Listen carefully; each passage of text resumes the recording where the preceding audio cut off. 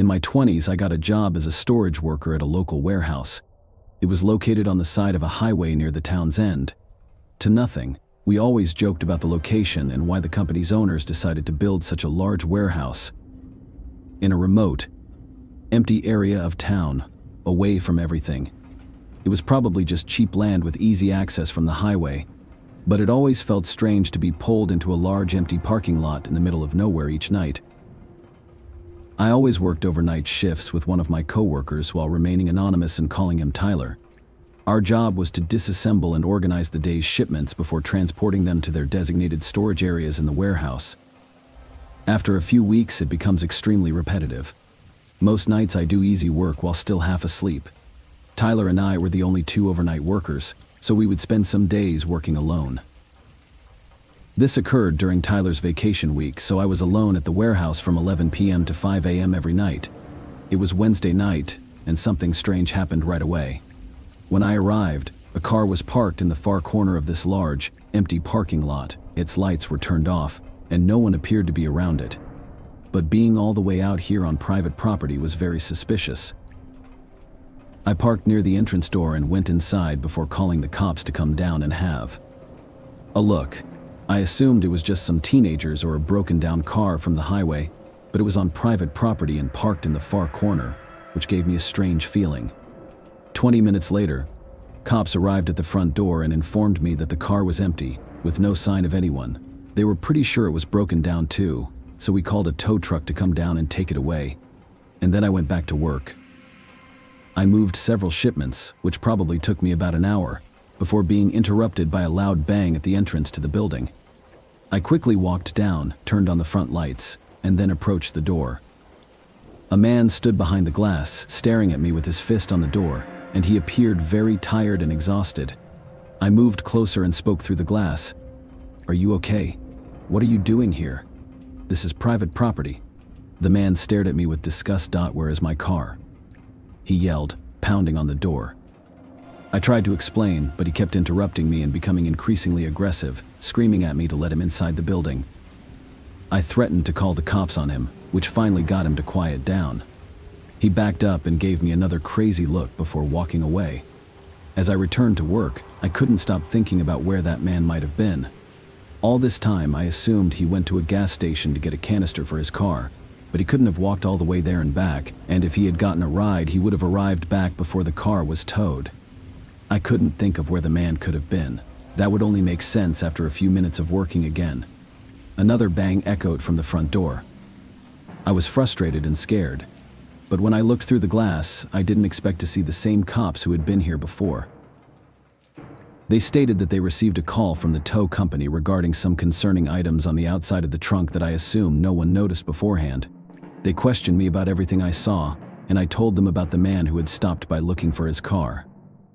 They left soon after, and I didn't get any real updates until later in the week, when the cops returned with search dogs to search the forest surrounding the warehouse. They said they found dried blood on the back of the bumper, and when they got a warrant to search it, they discovered even more blood inside the trunk. They believe the man may have come out to bury a body in the forest near the warehouse, but they have never discovered any significant evidence. However, the man never returned to claim his car from the tow company, and he never appeared again. He just vanished. It's terrifying to realize how close I was to a possible murderer. And for the last couple of years working at the warehouse, I'd get extremely creeped out when working nights alone. I knew it wasn't likely, but the possibility of the man returning and attempting to make me pay for what I had done lingered in my mind.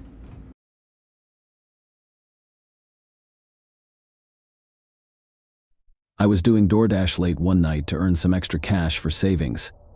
It wasn't too busy, but I was getting a few orders here and there, which made it worthwhile.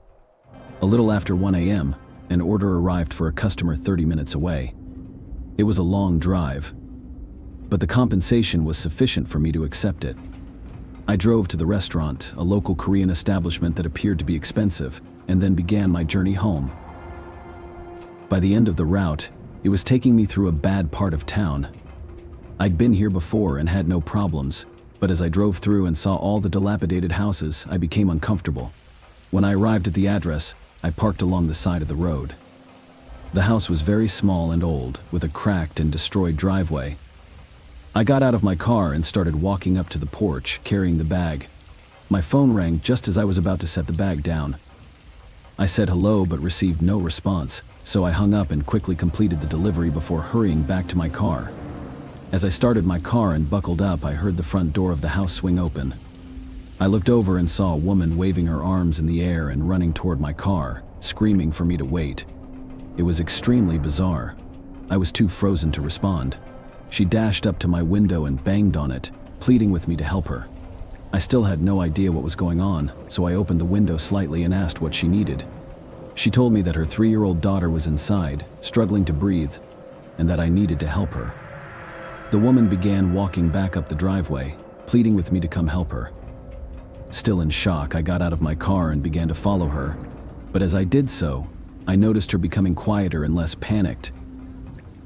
I began to think more clearly now that the situation was less chaotic and unexpected, realizing how unusual this was. "Have you called 911 yet?" I inquired, stopping in the driveway. When she turned around, her tears and panic seemed to have disappeared.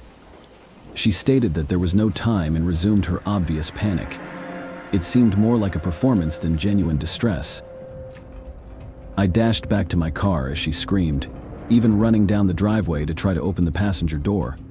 I restarted the car and reversed as she attempted to run in front of it to get to my side. Once I was clear, I put it in drive and drove around her. And the second I passed the house again, I noticed a large figure standing in the upstairs window, watching everything. As soon as I left the neighborhood, I called 911 and reported the address and situation. When I received a call back from the police, they informed me that the woman had a different story, claiming she had only come out to give me a cash tip.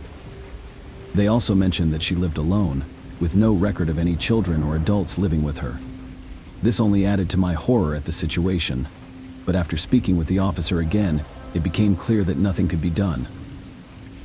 There was no evidence to support either of our claims, and attempting to press charges would be pointless.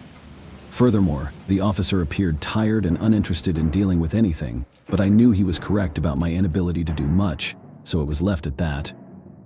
In my gut, I knew she was trying to get me inside the house for sinister reasons, especially since she didn't have any children. What is the scariest part? After knowing everything, it was strange to see that person inside the house watching us and waiting for me to enter.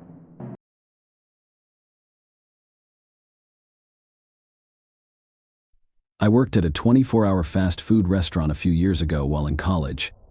The job was not fun or enjoyable in any way, and the majority of my coworkers were middle-aged people with no personality.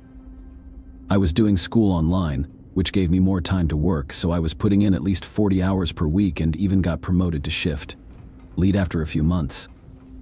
When I accepted the promotion, I had no idea that I was signing up to become a full-time employee, which meant that they could force me to work any shift, even if I was only a week in. They put me up overnight, and I couldn't argue. Overnights were a pain because I was always the only one there. So, if the drive-thru was backed up, then I'd be hustling non-stop without taking breaks.